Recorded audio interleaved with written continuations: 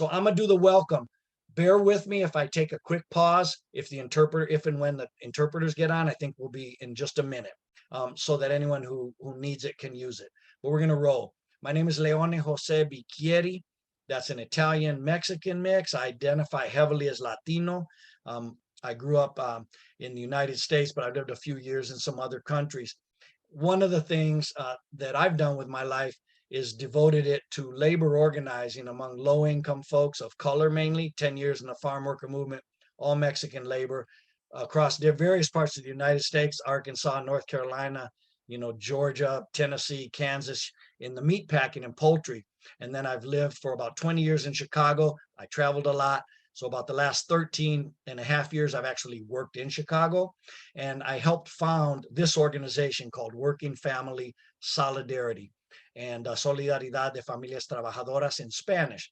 Our office is in Pilsen, but we work primarily in Pilsen, Little Village, North Lawndale, Back of the Yards, Gage Park, Inglewood, and West Inglewood. And as we grow, we were formed about 5.5 years ago. We're spreading a little bit. And our exact mission statement is to unite low-income families of different backgrounds, particularly African-American and Latinx families, to fight together for equitable development. We focus primarily in the areas of jobs and housing, but we also do some criminal justice, immigration, and civil rights, because those are so intertwined with the fight for jobs and housing. I'm going to leave it at that for now, because we wanted mainly youth on the panel. And since I'm not a youth anymore, I kind of wanted to be like an honorary youth to feel young again. So I'm going to moderate. But we wanted to just have youth in here. So yeah, I haven't been a youth for many years.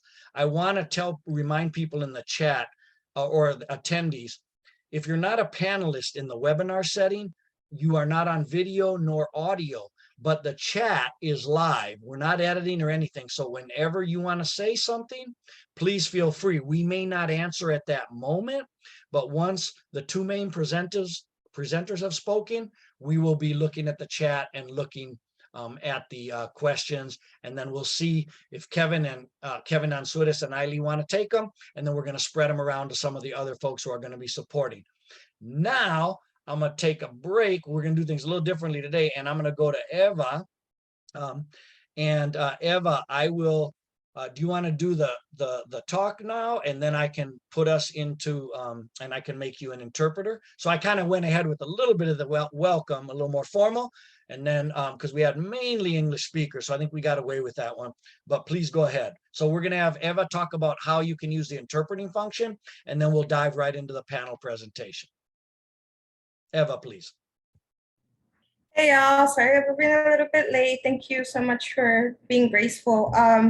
So my name is Eva, and my compa Chris will be online a little bit. We just wanted to share with you all a couple of things. We'll be using the interpretation feature. So once it's turned on, what's going to happen is there's going to be a second channel created. If you are using your screen or your computer, you will see in the toolbar at the bottom, you will see a globe icon in which you will have to then click and then select the language that you are most comfortable with. So if you're a monolingual English speaker, stay on that English channel, and the interpreters will switch back and forth depending on the language that's being spoken to the opposite language. So once you are speaking, we will be on a different channel with Spanish speakers, and we will be doing the live simultaneous interpretation. We ask that you please speak at a moderate pace, that you speak loud and clearly. If you see us do this sign, we'll be off camera, but if we come back on and we do this, that just means slow down. That will allow us to interpret better.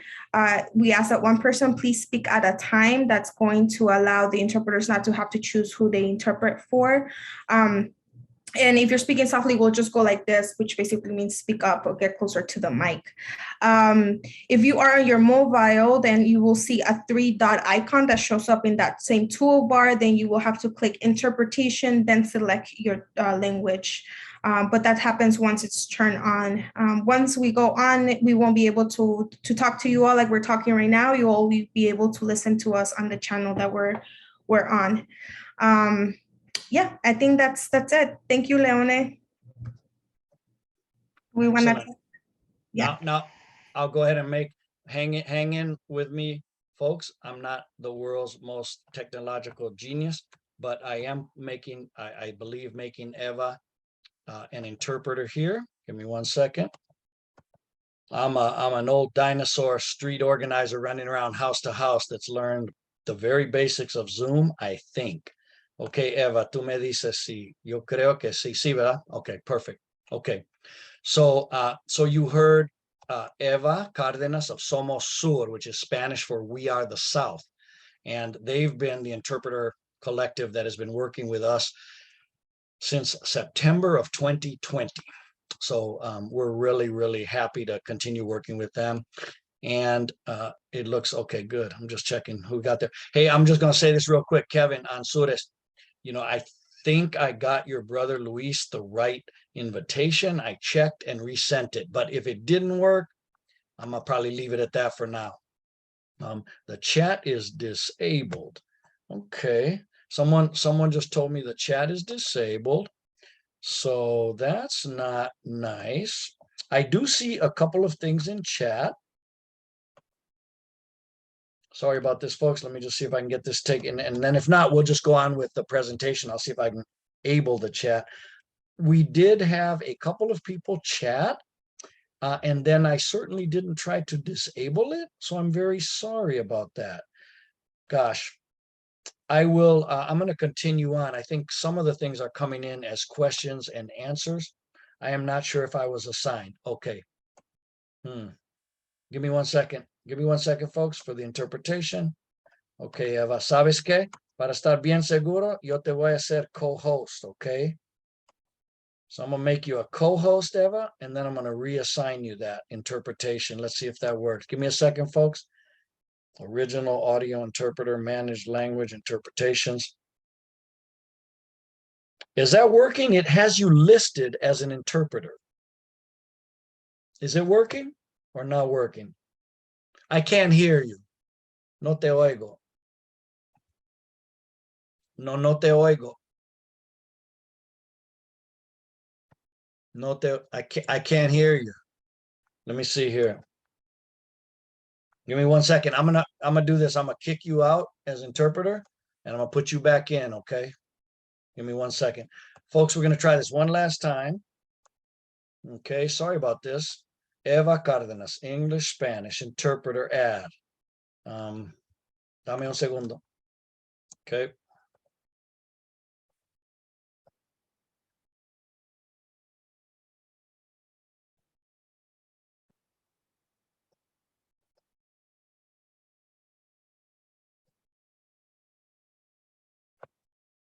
How's that? I can't think of anything else. I can't hear you.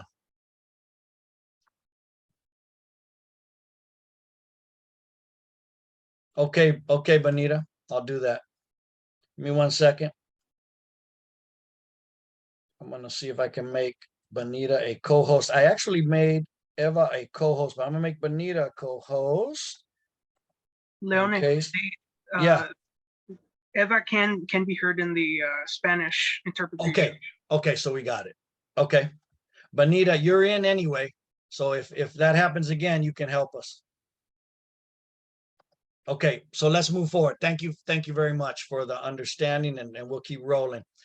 If it's not going perfectly, we're still going to move ahead. Okay, let me know if it's not working well, but we're gonna go ahead and roll, keep going on, and we'll fix it as we go.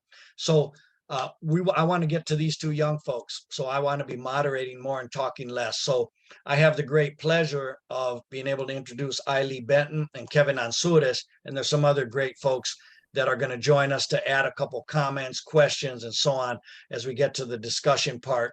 Again, those of you in the chat, I hope and believe the chat function is working. I certainly meant it to, and I think it is. Some things are coming in, but let's see what happens. I want to go ahead though and talk about jobs and have us listen to folks talk about jobs.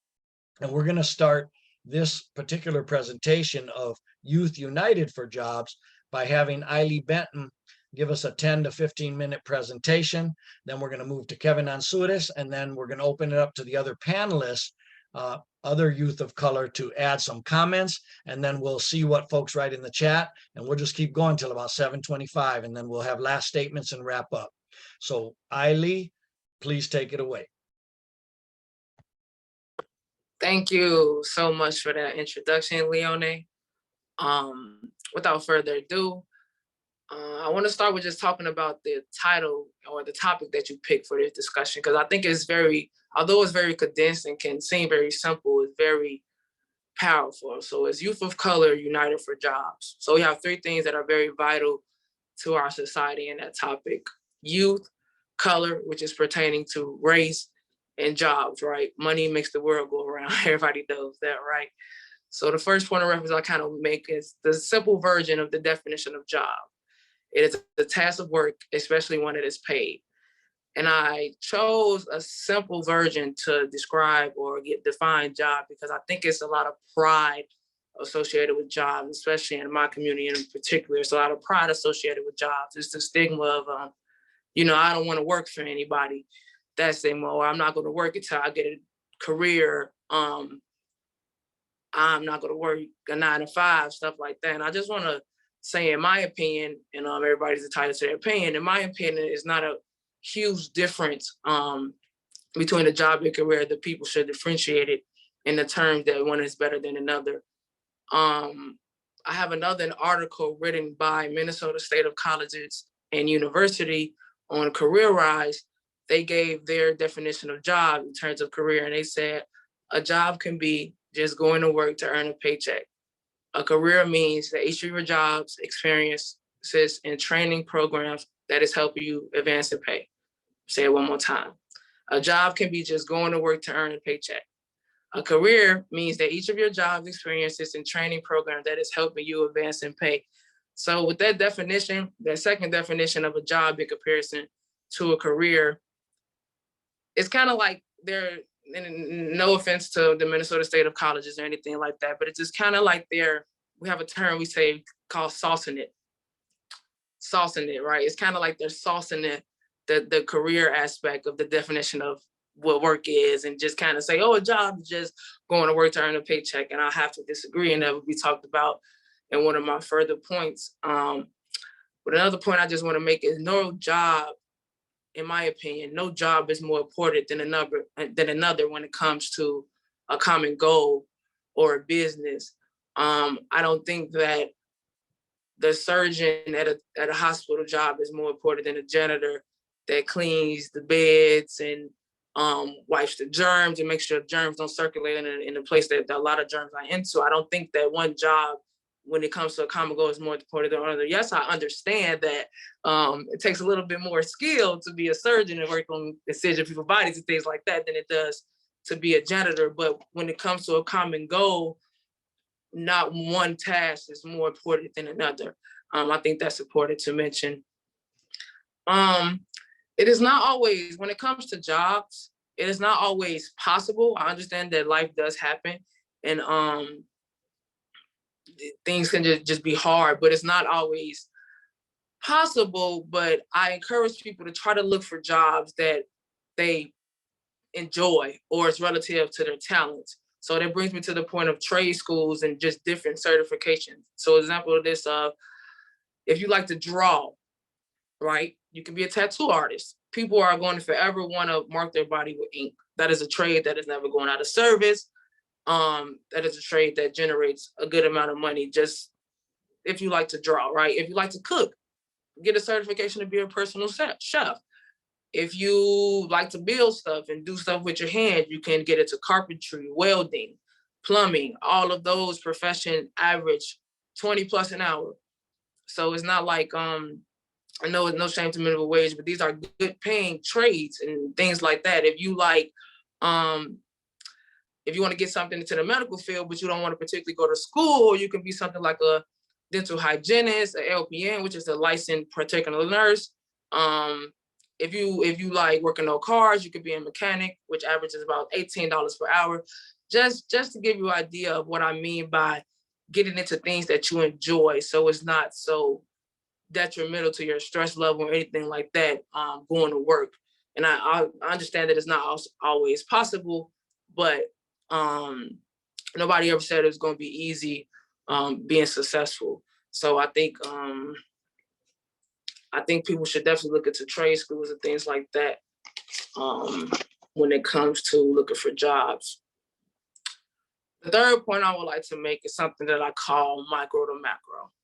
And what I mean by that is everyone has to start somewhere, right? And particularly being minority, it can be very difficult to be successful in society. So what does it actually mean to be a minority? What does a minority mean in society? A minority is a culturally, ethnically, or racial distinct group that coexists with, but is subordinate to a more dominant group. Let's read it again. A culturally, ethnically, or racial distinct group that coexists with a subordinate to a more dominant group. And I say that to say, when it comes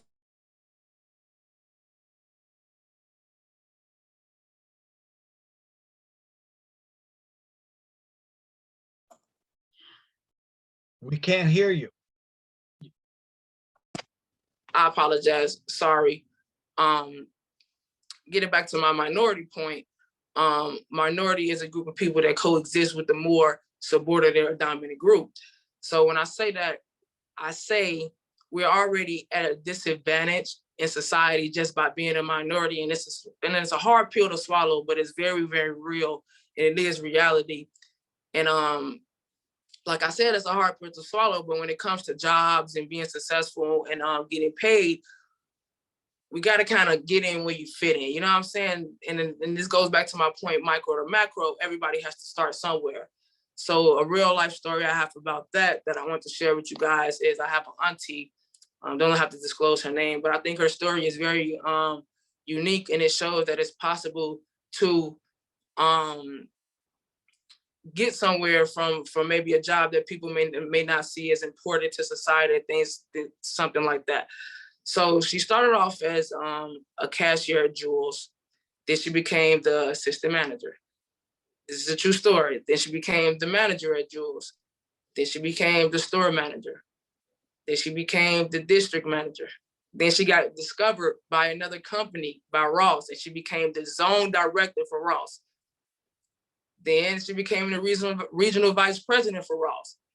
And now she has been discovered by a large grocery company in Philly called Giant, and she's the senior consultant of customer service, I believe. So I mentioned her story to say that this is a real life story. And no, she's not famous or anything like that. I mean, you can Google her, but she's not recognized a lot of the news and stuff. She's not famous, and she's a real life story of how you can start something so small, micro to macro, start as a cashier at Jules, and end up ultimately making 6 figures out of that. So I think that's very a good point to make. And nobody ever said it's going to be easy. Motivational speaker Eric Thomas, one of the things that he said in his speeches that's kind of stuck with me throughout my years, he said, you're going to have to lose sleep to be successful. And I think people just kind of got this idea that success is just handed to you. You got to go out there and get it. And especially bring it back to our point of us being minorities, or the people in my community being minorities in society. You got to get in where you fit in. And I don't mean to say that in a bad way, but I'm just saying you got to kind of buy into the system in order to beat it.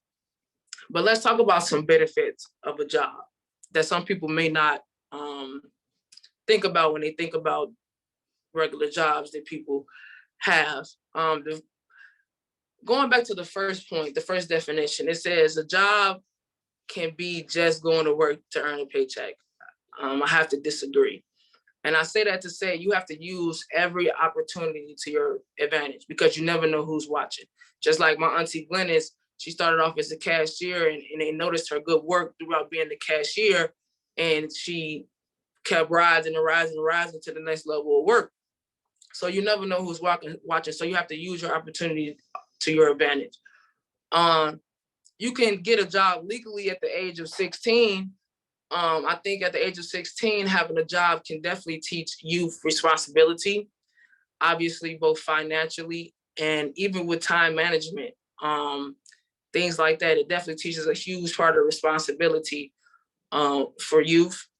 It teaches youth about sacrifice. I never forget when I had my first check and they took about $200-300 out for taxes and things like that. So I can remember that feeling when I got my first check. So it teaches youth about sacrifice, believe it or not. And teaches youth about budgeting. You have to live from, well, maybe you might not have to, but some youth does have to live from paycheck to paycheck. So it teaches you, hey, I have this amount of money at this amount of time. I got 2 weeks out of my next paycheck. Hey, this is what I got to work with, which could ultimately be a skill that they can use in their later on adult life. Number one thing throughout life, period, that I've experienced is just networking. You never know, once again, you never know who you're going to see at your job, who you're going to meet at your job.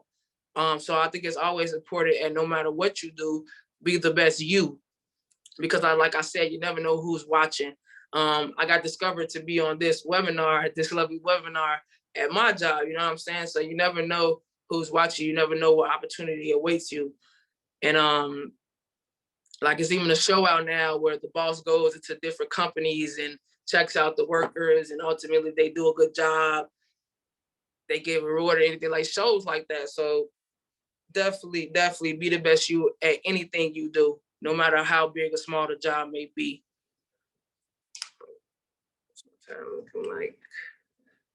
And the last thing that I want to end with is that some things that can prohibit you from a job. So things that I see prohibiting some of my fellow peers from jobs is felonies.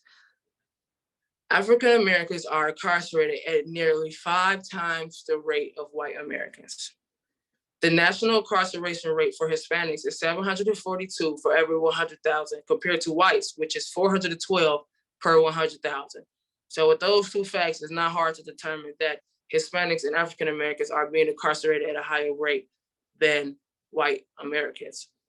So I say that to say your background follows you, and every little mistake you make in life matters. And even throughout jobs, say for instance, you just get in the bind and you may decide to sit out the cash register. Someone may decide to sit out the cash register. They catch you. Now you have on your background, whenever somebody runs a background check, you have that you're a theft. It's going to be very hard getting any job in retail, anything involving money, which is primarily any business. It's going to be hard convincing a business that you're not a thief when theft literally pops up on your background. So I just say that to say every mistake follows you, and it's not ironic, and it's not a coincidence that Hispanics and Africans, two minorities in society, are incarcerated at a higher rate. That is not irony. But with that being said, I want to kind of conclude with shouting out companies that I know of, and it's thousands and thousands and hundreds of more that do this, but I want to shout out companies that kind of tackle all 3 topics at once. So bringing us back to our topic, Youth of Color United for Job, tackling youth, color, which is race, and job, which is money, which makes the world go around. So shout out to MapScore, shout out to One Summer Chicago, and of course, shout out to Work and Family Solidarity for taking your time to incorporate youth and race and the revenue of money in your guys' missions. That being said, that concludes my presentation. Thank you very much, Illie. And for the attendees, I'm so sorry. I have tried everything I can think of, and I hope that you're able to chat. We've been doing this in September of 2020, and after the 3rd one, I've been the main person hosting. So for like, I don't know, 19 months, we haven't had this problem even once. So I'm very sorry. I have not disabled it intentionally, and I don't know what has happened. Early on, people chatted, and then suddenly it went out. I didn't touch anything. I think I may have, yes, okay. Thank you, Benita. So I kept trying everything, and I'm like a computer like non-geek. So I kept clicking things. So it looks like maybe we have the chat back. So thank you very much, Illie. I appreciate it. I also appreciate, okay. Thank you, Eva. Eva, I think we can all see the chat now, I think. And Eva said, remember that Zoom had a new update for everyone and updated a lot of their system. So that may be part of the cause, but I think I corrected it finally. by trying everything I could. So I think I finally got it. Thank you, Eva. Thanks, Illie. I really appreciate you also bringing up how a lot of people are shut out of getting jobs, or it's made more difficult if you have a record.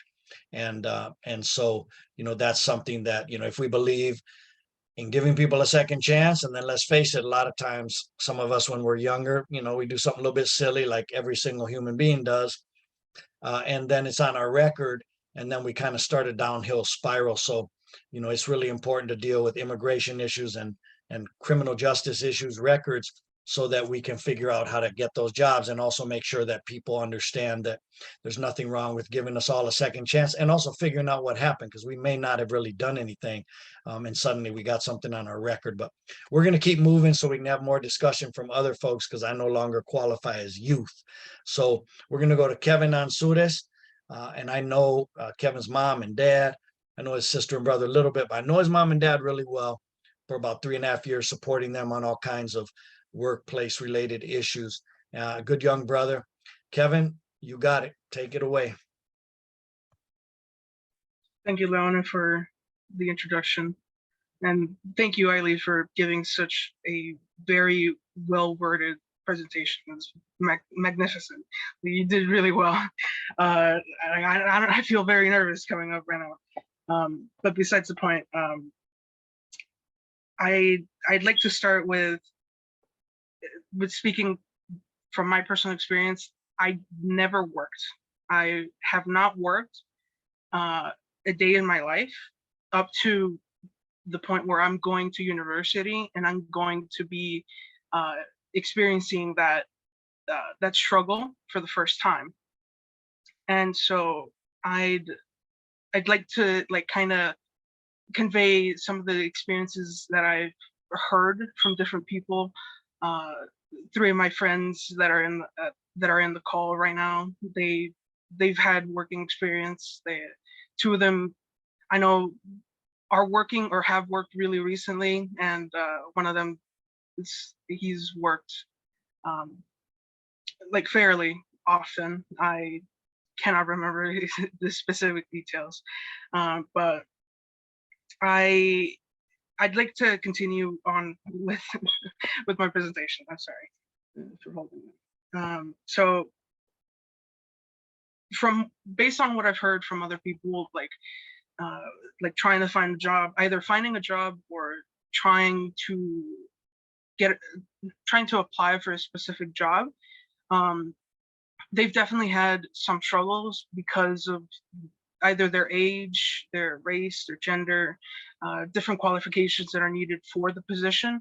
And it's definitely an issue where youth are having a much more difficult time trying to find even just a part-time job in order to make some sort of living in high school, to prepare themselves both mentally and physically for college. I don't have that, and I believe that my expectations are going to be a little bit more on the cautionary side, because again, I've never worked and I don't have that working experience, unlike 3 of my fellow guests on the Zoom call right now. I've heard how working is a difficult thing, how sometimes the work itself is a very labor-intensive job, or labor-intensive thing to do in order to maintain the job and be paid in general. And it's one thing to have heard that from others and hear their experiences, and to experience it myself.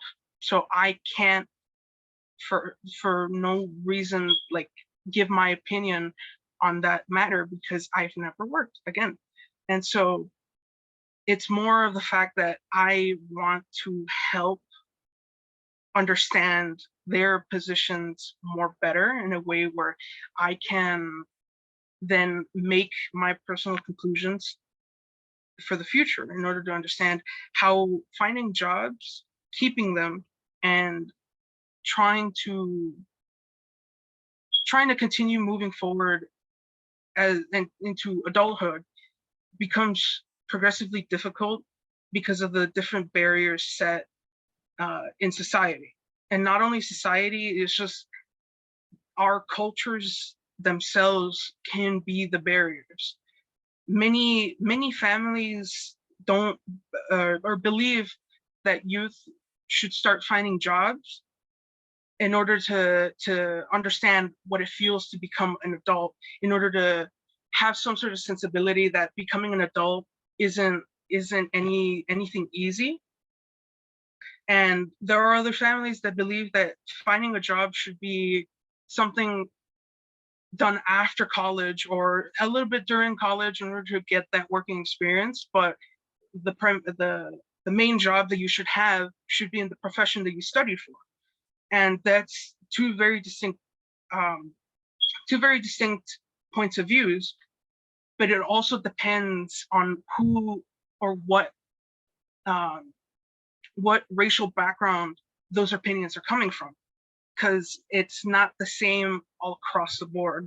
No one shares the same opinion. No one has the same thought process. I may have my thought process set in a way where I can only listen and understand the physical side of work in a very small manner, while I can understand the emotional aspect far more because I've been exposed to different emotional situations.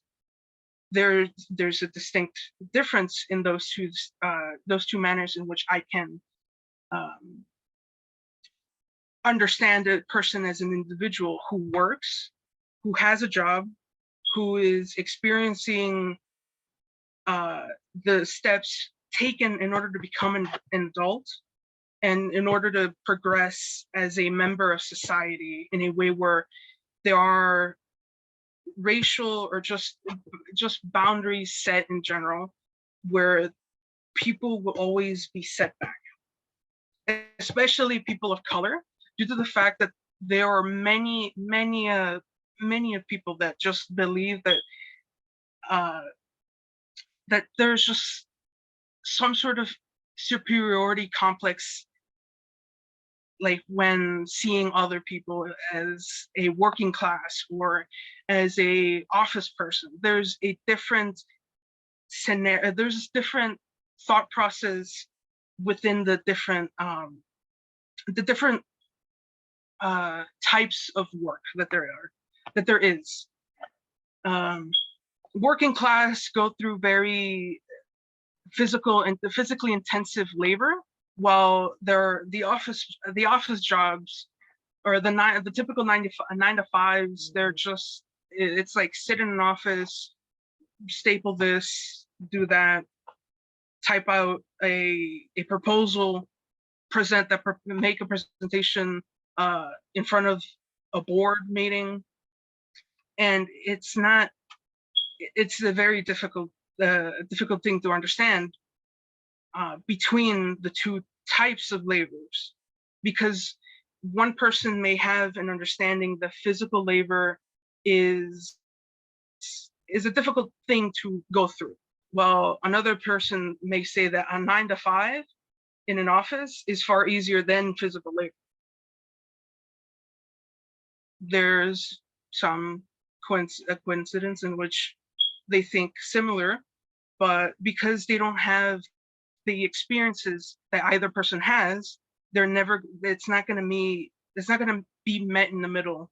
So there's a common ground to understand, apart from working to earn money, to make a living in order to continue to survive economically and just in general, to either support their families, support loved ones that are unfortunately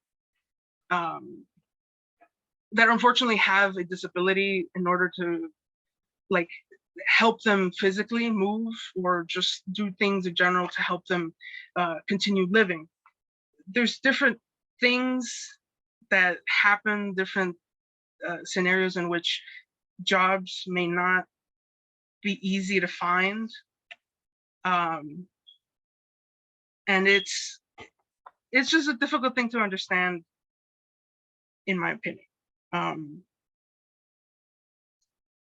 My family's working experience has been a somewhat difficult scenario because my mom worked, but she got injured twice. My dad works now in order to continue like supporting my family, or just our family in general. He works in a garbage disposal company. My mom used to work in she worked in different things. She used to work in a place where they would package stuff, and she got injured the first time while cleaning, and the second time she had gotten injured because of a similar scenario where she was doing something and she pulled her shoulder's hamstring, and afterwards she can't work properly by doing physical labor. And it's a difficult thing to understand that our parents do the things that they do in order to continue supporting us in a way where we will have a successful life in the future. And I know other people that have a similar situation where the roles are reversed, where youth or other young people work to support their parents because they can no longer do it themselves. Or at least I've heard experiences from other families like that. And it's definitely unfortunate that that's how things are. And it's no easy thing to try to find a job, especially at a young age, because there's so many boundaries. Again, as I said, there's so many boundaries set either culturally, socially, racially, and economically. Many people don't have the benefit to work in a very luxurious place because of their status because of their economical status in society. Not only do they have to work in a physical labor, let me rephrase, not only do they have to work in a very labor-intensive job, they get paid very low. And getting paid very low they won't like survive for a long period of time. And it's a definite issue where young people, it would also depend on their immigration status. Thank you, Benita. It also depends on their status as citizens of the United States. Like, it's a definite issue where there's different scenarios. Or there's different individuals that have other benefits because of also their status as citizens here in the United States. They unfortunately don't have the same luxuries as we do nowadays.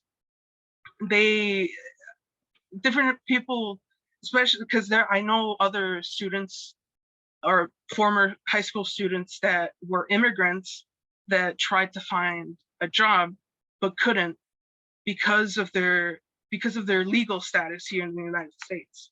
They had a difficult time trying to find a part-time job in order to survive and just either support themselves, get ready for college, try to pay off or try to help pay off bills. Excuse me.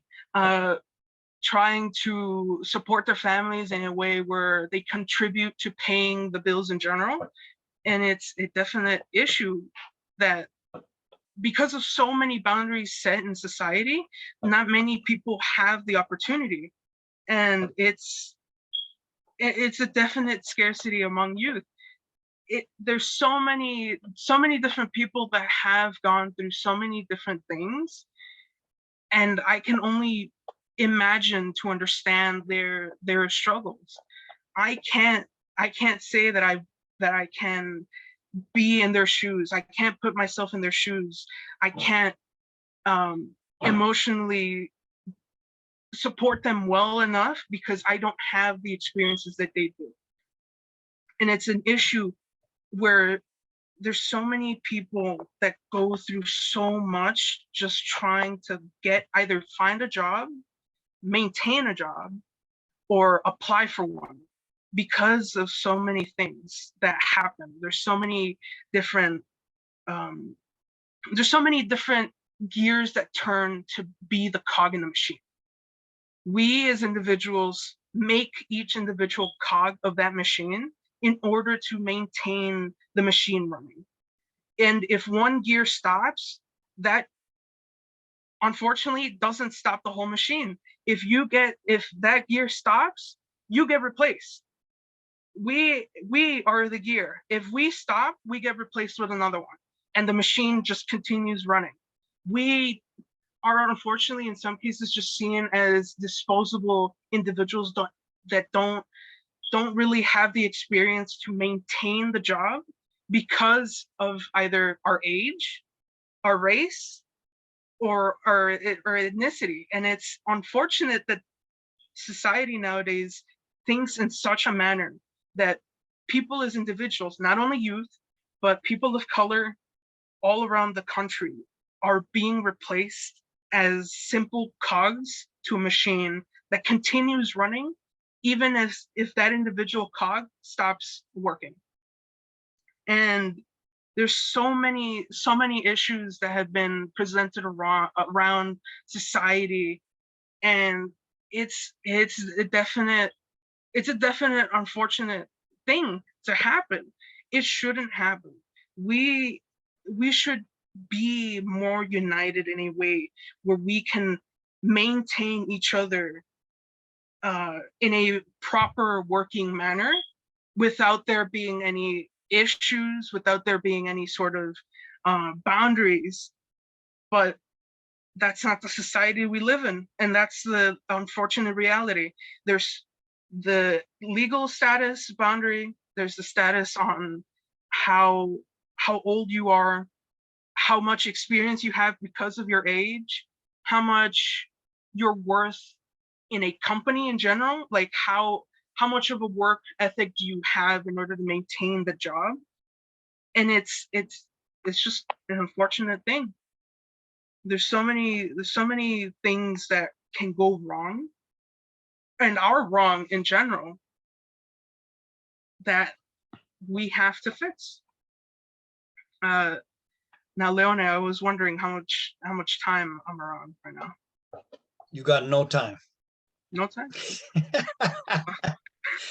I'm gonna tell you this, you used your time, you used it very well. You used it very well. Used it very well. I'm gonna do this though. Let's move on. What you said was great. What I think what Illie said was great. I think what you said was great.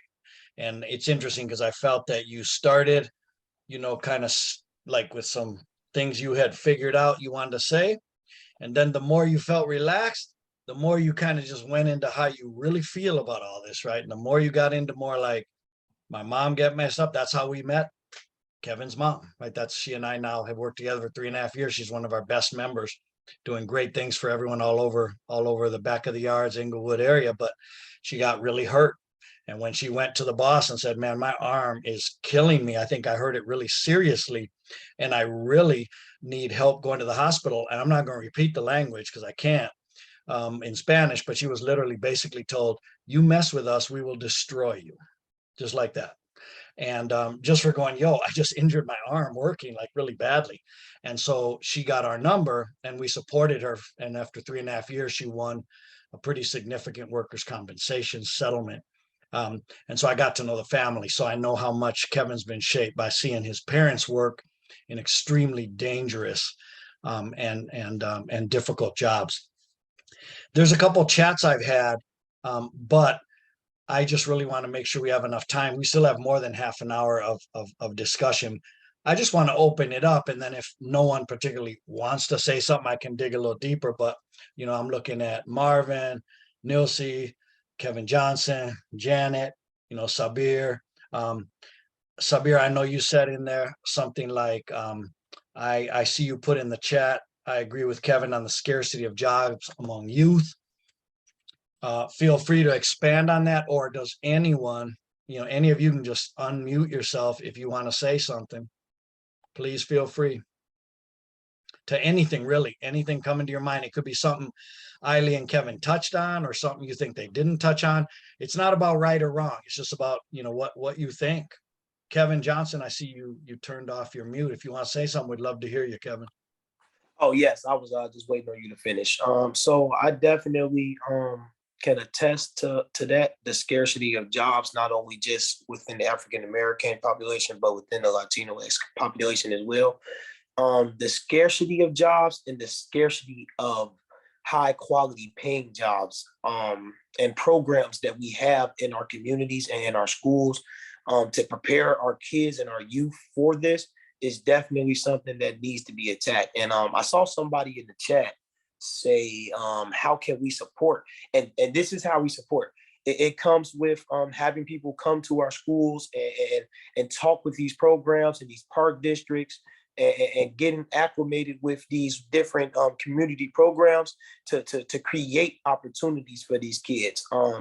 Knowledge is power. And one thing I can definitely say is coming from a grammar school that I won't say we necessarily was, yes, high paying and high quality jobs like $25 an hour jobs, $30 an hour jobs, salary based job, not hourly based jobs, which entails a lot pertaining to do with a lot of 6-figure jobs as well, and a lot not as well. There's a lot of non-salary 6-figure jobs as well, but nonetheless, having these programs and being able to, for our parents to come in.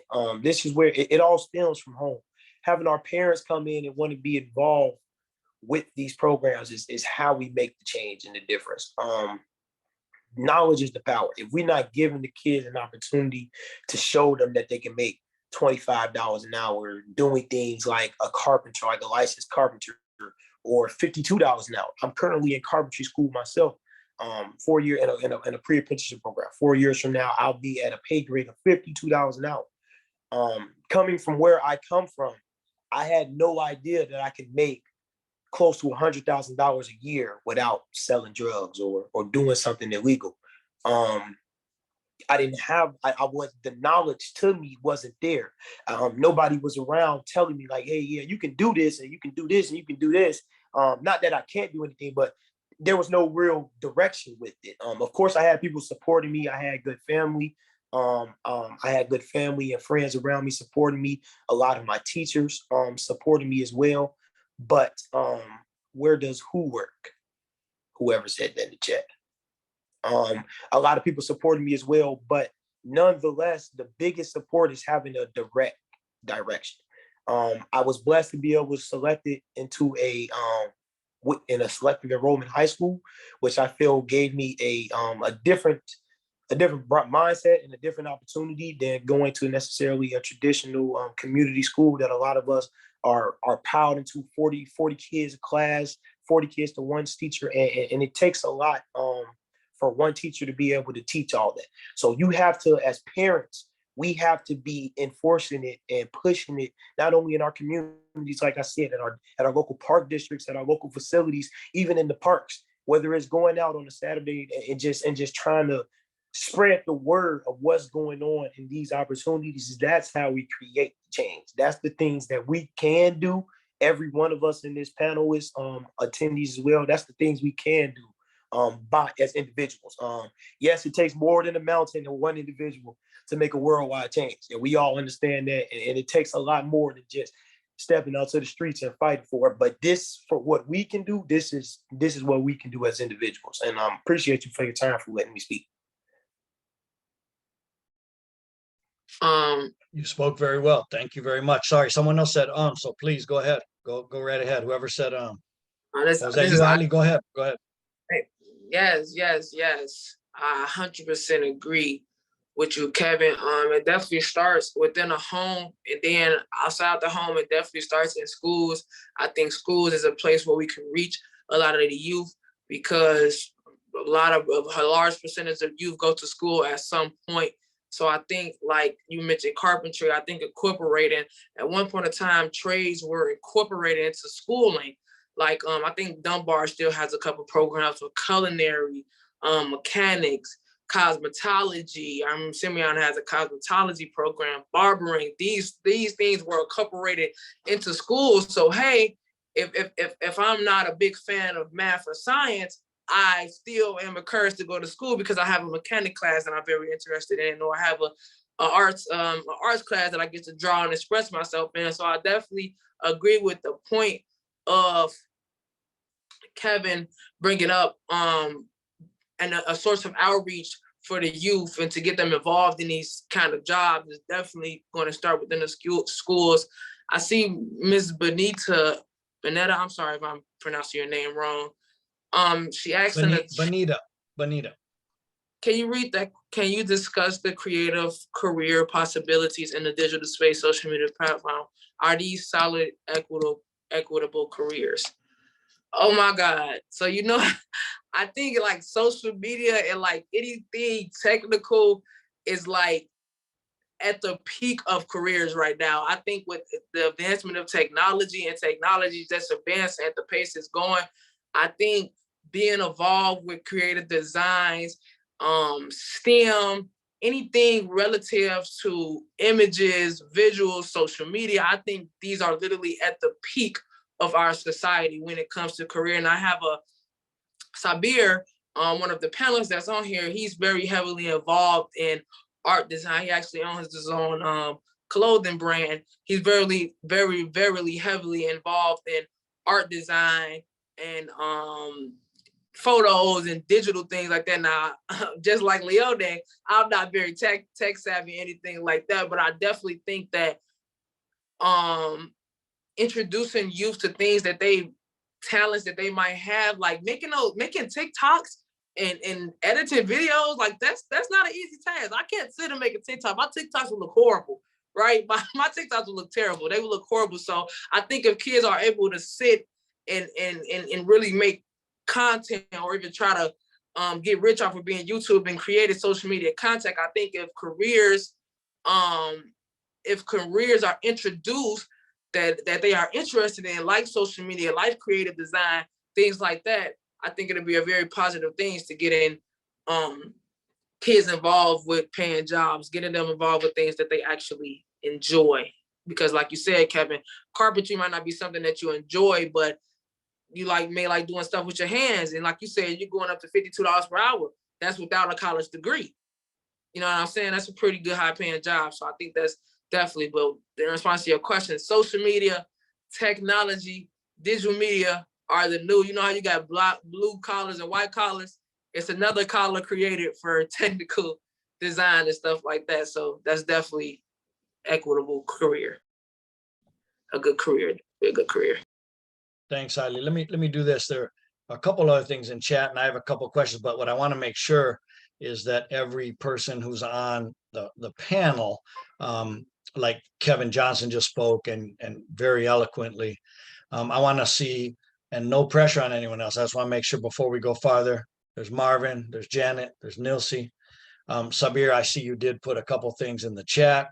You're welcome to say them. We can also just read off the chat. But do any of you, as before we go farther with a couple of the questions or some things I might want to ask, any of you want to say anything, just anything at all to anything that's come up, anything that you feel you want to add? It's okay if you don't. We'll move forward, but you're very welcome at this point. Any of you?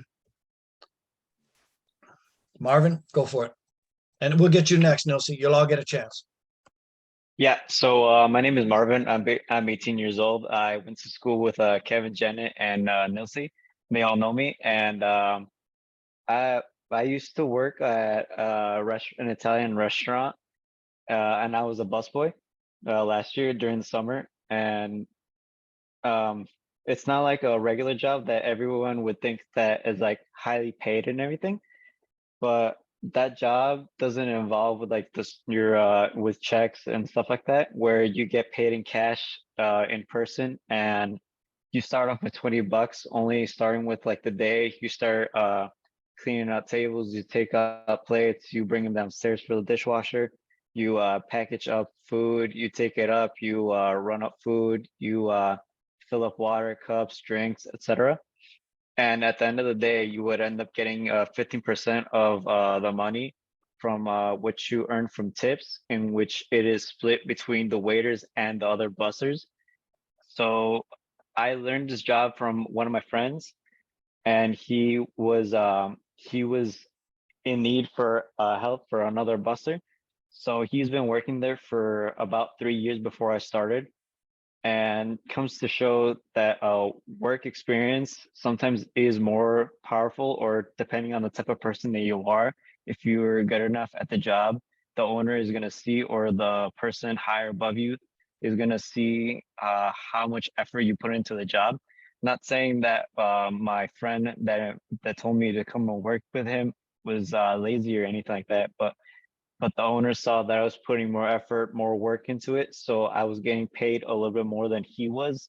And we were both getting the same rate, where I started 3 weeks later after him, and we both left at the same time, where the owner started seeing me more as like more an important, should we say, player within the business. And I got involved heavily with restaurants because of my dad. He before used to be a liner up chef, which was the person that does like the meat, chicken, all these type of meat, fruits, and stuff like that. And he started out small, where he had almost little to no experience. But as the years went by, he kept on changing restaurants. Kept on getting promoted. He went from sous chef to head chef, and right now he's at chef owner, where he owns his own kitchen. And the owner is doing like promotions every day, where he works at a sports bar, and he gets to choose his own schedule that he wants with agreement with the owner. And comes to show that you don't need too much experience, but you need more dedication in order for you to like start building up where you want to go, or have people notice you to be more like an important person within a type of industry. And I've never had a paycheck, because I've been always working under, should we say, under the radar. But a busboy job is not a hard job unless you start building up, and then the owner starts telling you to do different things. Where at first I started just as a regular basic busboy jobs, like just doing like the ones that I mentioned before. And then later I would start doing half jobs of a waiter, half jobs of a runner-up, half jobs of a janitor, where the owner started seeing me more as a as a as a person that could be flexible with the flexible schedule. I would have a good relationship with the manager and the owner, in which they would both accept me by telling them, okay, I'm going to be out these days. And then I would just continue on until I had to leave the job, because school would have had started, and I don't think that I would have been able to balance my life within school and work at the same time. So I had to leave. And I'm thinking of coming back to the job where I was before again, because since college is coming up for me and my fellow classmates, college is coming up, where money is going to have to be more on the line. It's going to have to be more important, since we're already adults, and many of us are supposed to continue on with like our own lives, not trying to rely a lot on our parents, where our parents have helped us a lot and enough.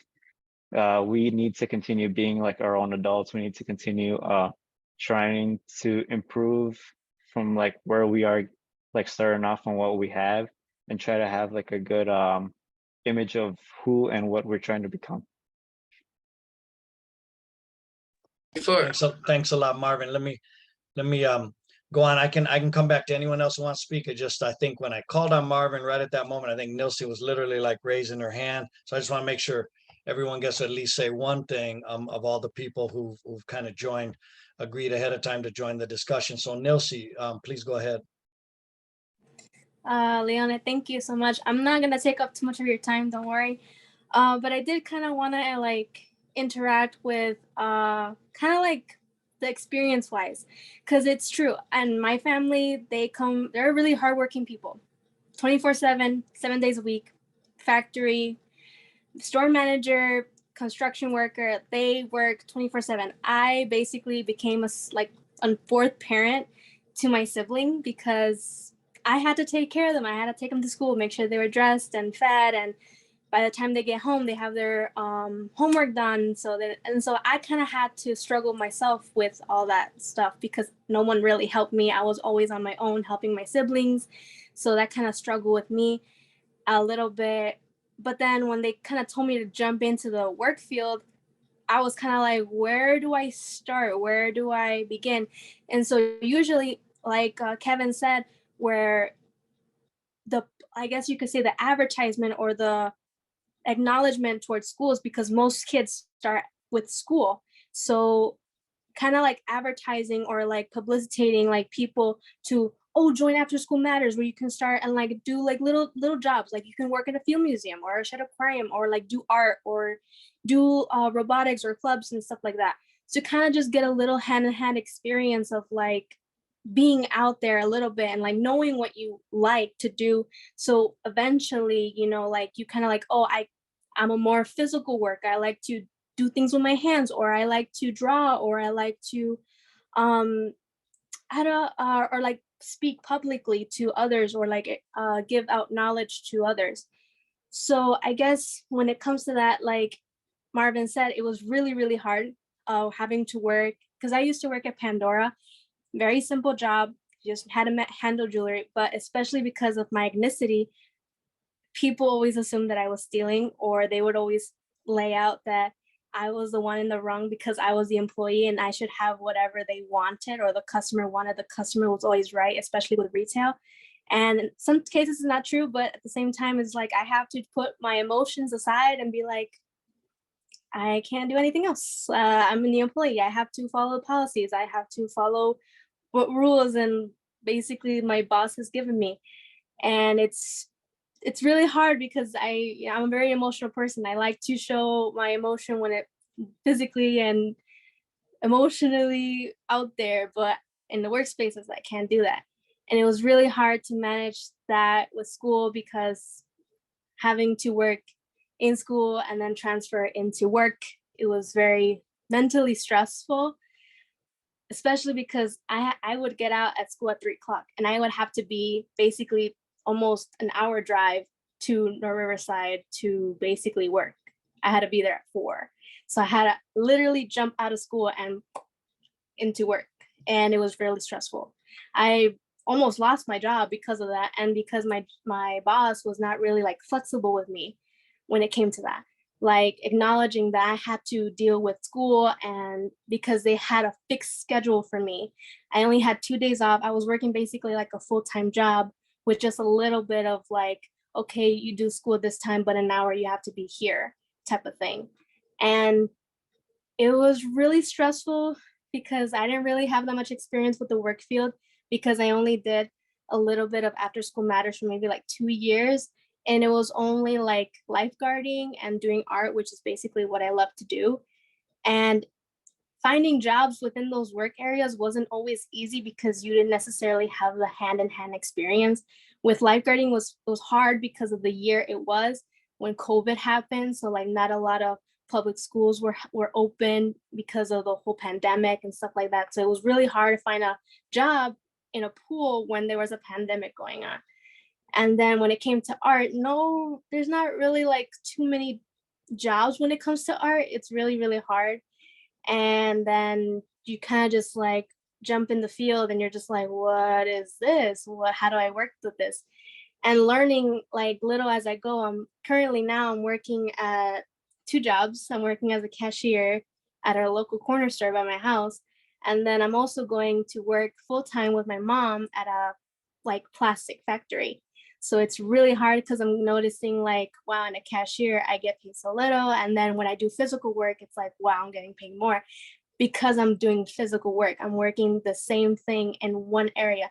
It's literally like me just putting cups in a box. And my mom started doing that ever since I was born, pretty much. And now because of that experience that she had and that dedication that she had, she ended up moving up the ranks. Just like Illie talked about how her mom started working as a cashier at Jewel, and then she moved up into the office field, and then kind of like expanded on that because of the dedication and experience that my mom basically put into the workspace. So it's really fascinating just to know like how jobs really just care about your dedication and your experience wise, and like basically like that for them, time is money. So if you're able to be there, and then going back to Anzures, where he was talking about how like if you stop working with the cogs, you get easily replaced. So it's funny to kind of like acknowledge it as well, like as I'm going along too. That's really just all I had to say, really. Thank you very much. And I'll come to you, Illie, because I know you've been waiting. And then after that, we'll go to Sabir. But Illie, please go ahead. I just want to say thank you so much, Kevin, Marvin, and Nilsey. Sorry if I mispronounced that. I just want to thank you guys so much for sharing your experiences, because similar to Kevin, my first job wasn't until I was about 20 years. My first job was with MapsCore when I was 20 years old. So thank you for sharing your experiences throughout the workplace. And in the chat, I've seen somebody mention, what can we do to support you? And I think when it comes to both advocating for kids to get into the workforce and then just showing them the positive outcomes of workforce from people that have actually experienced it will be very, very it established credibility for what organization is trying to do. So I think it's very important for people that are experienced in the things that we want youth to engage in, to be a part of the advocation and towards the youth, because that's kind of the difference between empathy and sympathy. And I seen Kevin in his presentation say that earlier, he can't really relate, and me either. So I think it's going to take people who have experience in the workplace to advocate for that. Also in unions, right? So you guys have both, and Marvin, I like how when you were given extra tasks, you mentioned that your manager gave you extra tasks.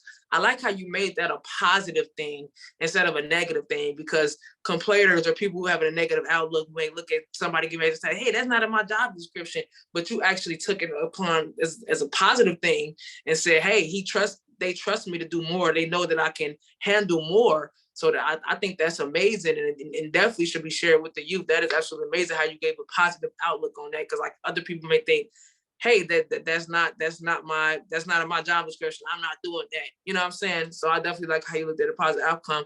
But also, it is going to take people with experience to advocate for the youth, to get involved, and also advocate for people in the workforce, such as unions and job unions and stuff like that, to get treated better, because you guys had experiences where you guys witnessed family members be able to increase or go up in levels, but in a lot of cases, some jobs just don't have that option, and that's unfair. And we need unions for that, to advocate for workers. And I'm not saying that we can't advocate, but I think it would be more credible for people who are experienced to advocate for both the youth to get involved and for people who are experiencing difficulties in the workplace. So thank you guys so much for sharing those experiences. Sabir, you had your hand up. I don't know if you still want to say something. You're more than welcome. If you wanted to say something, if you wanted to write something, I just don't want to skip over you because you did have your hand there for a minute. I don't know if you kind of withdrew it or you want to speak. Please, please go ahead. Yeah, I lowered it down, but I was gonna just touch on what Illie was talking about like advocacy and learning, just because I feel like everyone who is spoken so far like has a very unique upbringing, has a very unique experience on like how they interpret their way of learning, like how you learn the system, how your brain is a muscle. So you know scientifically you learned how to consistently do something so you can execute it and do it the right way. And I think it's really just about like your preference. And personally is that I think that's like the biggest part of adulting. Like what is my expertise? Like what can I do for this period of time that's gonna suffice for whatever I'm working for, like my financial situation, on what I'm saving up for. So I think like, but the biggest part like that I was touching on is like what Isla was saying, like advocacy. Like you have to the initiative you have to make to even get in the right direction is like the first step to me, because I can say like my first few jobs were like very interesting. So like I think I had like a graveyard shift at Amazon, and I just learned just about really efficiency, like how if you keep up your pace, you're actually benefiting whatever team you are on in the company in a sense. But then transitioning to the job, like my family owns a Herald, so transitioning to that one, just about sanitation. So the aspect of sanitation is really key because you don't want to get someone sick. You don't want to throw off your customer service. And then transitioning from there, I think that's when I was like more established in my career. Like I want something towards art and design or just fashion or marketing. And it wasn't until like I got an internship at a jewelry store, and one thing like was interesting was how like immigrants' perception on just people of youth, especially people of color, people who have to like fight to get over here, people who have people dying to get over here. It's interesting because their outlook on Americans is that we're entitled, or just that we don't work hard enough, or we just take everything for granted. And so just actually having a productive conversation about that topic was enlightening for me, because for one, they're not wrong. Like they have people who want the freedom of speech. They have people who want the rights that you get in America, but it's not to discredit the people who are here who just really, I wouldn't say like have been victims of generational curses, but it's really, I don't know. I can't really like delve into that right now because that opens it up. But getting back on topic, which is my 2 points, was advocacy and learning. I feel like learning is a big part of everything. Like the way you learn something is what helped me. Like that's how I learned just to be consistent with things. I went back and I was like, how did I learn this? Like how did am I was it auditory? Was it visual? Like what aspect of the learning did like that stuck with me that made me want to keep doing it and doing it the right way? But I think like my transition of jobs is so interesting because I've had so many and so many different fields just at this young age. Like I'm 21 right now, and I probably have a few jobs under my belt. I can't like give a number off the top of my head because like two of my career paths are like freelance. So I do freelance photography, I do freelance graphic design. And so just with that, like that is trial and error, just like running a brand. You never know like who your client is. You never know like what customer service you want to push out there, because you always want to revise it. You always want to give somebody something better than what you just produced to just keep, I don't know, not getting complacent with your skill set. So then with graphic design, you get different type of people. You get artists, you get people who want album covers. It ranges. So you have to be very versatile. And I think that's something Nilsey was talking about. Like versatility is key just with my career path. I can't speak for anyone else. Like I have to literally focus on how I can manage being versatile, but also having expertise in some type of area. But to get to just to transition from what I was expressing, I think like my two jobs right now are really that like showing me like what time management really, why is it so vital? Because I work a job that starts at 8:30 to 3, and that's really more of a what another aspect of what Ali was talking about, the empathy. Like we're dealing with young kids, 15 to 18, and you can't like outlet what you've been through in life on them. You can't talk to them any type of way. Like you have to not necessarily walk on eggshells, but empathy. Like you have to have empathy. You have to have some type of understanding and patience to navigate through the job successfully. But then transitioning to my second job, I work at a dispensary in the West Loop, and it's interesting because I'm going through like a situation where it's like I felt as if I was discriminated by age, just because I feel like when you communicate to someone you communicate with respect, especially if you want to reciprocate it. So when something like that, like someone who's older, just been in the job for a while, and their communication's off, like you have to speak up for yourself, because that company's not going to fix that policy of where don't discriminate by age. Like you have to talk to people with respect. And then the aspect of the job in the dispensary is that it's customer service. So you're getting people who have medical cards, you're getting people who just do recreational purchasing of cannabis. Like, so with that, like you're talking to them with the utmost best customer service, like almost world-class customer service. And I'm aware of that because I worked at Nordstrom in New York and Chicago. So it's just like transitioning from retail to cannabis. It was like you still have to maintain, like, these are people who come in here, they are consumers and they just want their preference. So you just have to navigate more patiently. And I think that's like one thing I'm gonna carry out and finish with, is just like patience was a big part of like how I went through all these careers. Like I never really quit a job. It was like, it's just like I felt like I outgrew it. Like it was my time to transition. Like I got what I got from, I got the experience, I got the knowledge, but it's time to transition.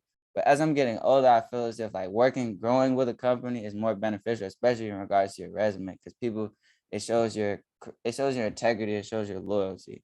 But on that note, yeah, like patience is definitely like something that can be pushed out there in regards to like policy and procedure. Thank you very much. We're getting a little short on time. We're going to take a few more minutes before we maybe have another comment. In a few minutes, I'm going to come back to Illie and Kevin to give them a chance to kind of have a last statement. We do want to try to end at 7:30. I really try to respect people's time. We could obviously go a long time, but my father used to tell me it's better to stop something when people are interested than to go so long that they're disinterested.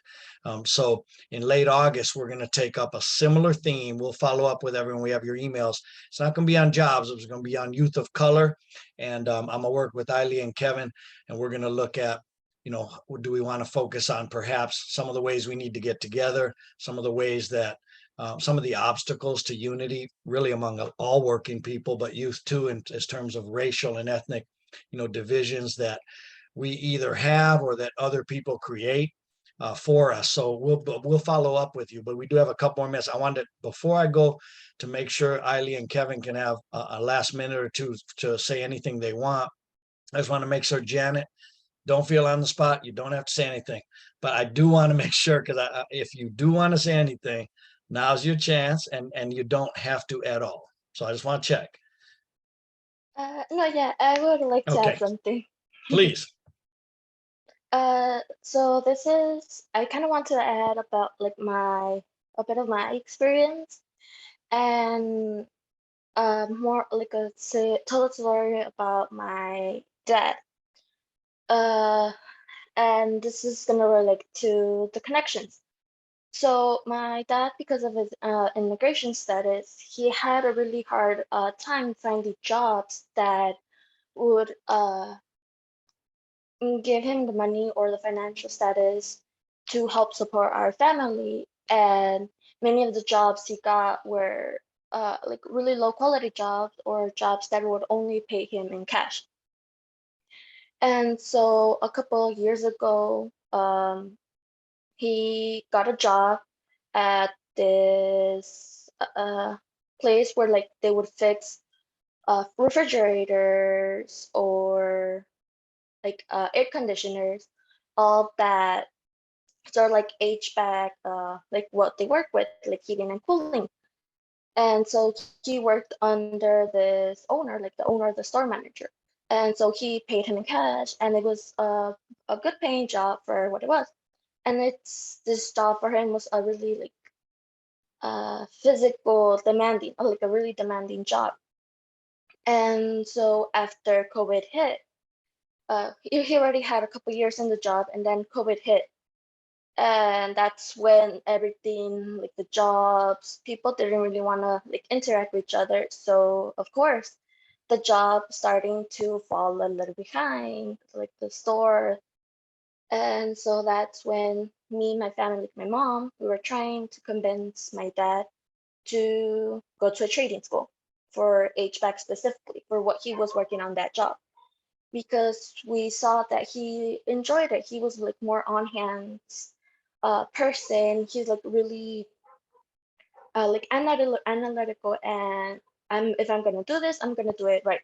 And so me and my mom convinced him, hey, go to a trading school, work like study HVAC. And it was hard convincing him, but we convinced him, and we found the school. We tried to help him, and it was hard because of his immigration status, but he made it possible. My family made it possible for him. And so he studied during COVID, which was even harder. But at the end of it, he graduated, he got his license. It was a really happy time. And then he started surrounding himself with connections from the store owner from he worked with, connections from those who studied with, connections with the professor. And so they created a little connection group, support group, where they would help each other or like give even more resources to each other. And so after that, he started working a bit more years with that stoner with his license. But then he decided like he's not paying him enough for the license for what he has for his what he already studied for. And so he decided to quit his job and start his own business, his HVAC, heating and cooling. And so it was a rough start, but he made it possible because he had already created those connections at school. He already had created connections that the store owner had given him. And so, and with other connections, he lifted up his business and he made it. And that's made me realize that in the workforce, and because especially for me, that with if you like Marvin said, he put in the dedication, and so that dedication got him where he is now, but also his connections and the resources he got from those connections surrounding him like with that support group. And so that made me realize when I started my second job, after like the first one that didn't really go well because it was my first job. I was really shy. I did not understand anything. I was put into a work job where it was adults. I was a teen. I was 16 at the time. So it was really hard.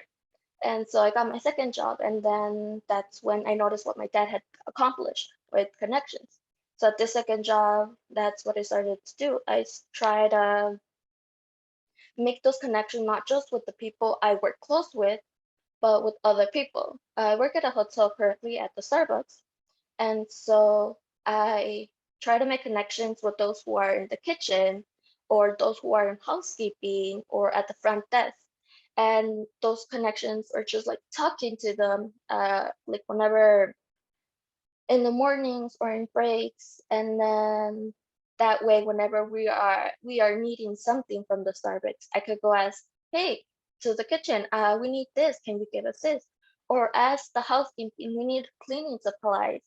And so making those connections has made me realize that it's something that's also really beneficial for that. And so yeah, that's about it. Really appreciate it. And we're going to wrap up in just a minute. Again, this could go longer. We're not going to let it. Again, I hope you'll join us in late August. We have all your emails. We'll let you know what part 2 will look like. And before I turn to Illie, Benton, and Kevin Anzures for the last minute and a half statement each to finish up, I do just want to call attention to what one person put in here in the chat, and echoes what I've been thinking. It says very impressive young people, and it's a pleasure to have all of you. We could talk a lot longer today. We're going to end up in a minute though, and then hopefully you'll join us in late August for our next monthly one. So you got about a minute and a half, and then I'll just sort of say thank you and close right after that.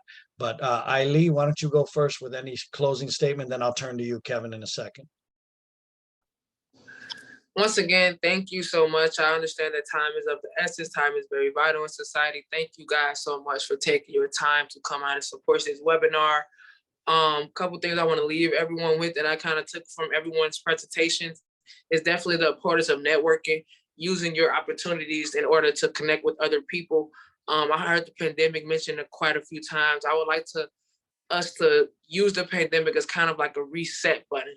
for ourselves in society, because I think the pandemic made us realize how much important it is to be social and connect with people, and how vital it is for us to connect in society. And the last thing relative to us being minorities in society is this term of divide and conquer, right? So if you divide these people and you make them think that one oppression is worse than the other, and the other oppression is worse than the other, and then you have these group of people focusing on the other oppressions of other groups instead of focusing on the larger picture at hand, that it's a dominant group over all of us. So definitely divide and conquer. It's time to come together. Let's use the pandemic as a positive reset button for moving forward as a unity. That's all. Thank you so much, Illie. And that opens up a huge box to talk about, which we're not going to go there. But please tune in August, because what Illie just said about divide and conquer, that's one of the things our organization, Working Family Solidarity, was founded around. That for far too long, lots of people, but especially African American and Latinx people, we've been trained to compete with each other instead of to support each other. And we're really natural allies. It's just we're trained to believe we're not, so that we don't get together, because we're very, very powerful if we would. So tune in late August, because we're going to expand on that theme. Tonight we can't. So we're going to have another brief closing statement by Kevin Anzures, and then I'll just kind of say thanks, and then we hope to see you again in August. Kevin, why don't you go ahead? Thank you, Leone.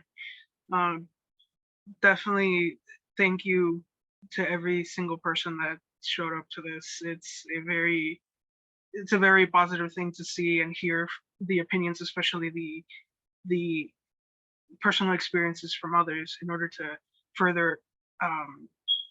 for us to further open our minds to understand what it is that is making people strive forward to better not only the country but themselves as individuals, to gain certain experiences and gain more knowledge in both the working field and understanding that there's more to working in the different types of jobs than just money and time, and money being time, as Nilsi said, like time is money.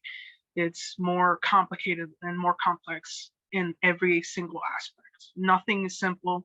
Everything seems simple, but then the more you dig into it, the more it becomes complicated. But thank you all again for coming out and talking about your experiences.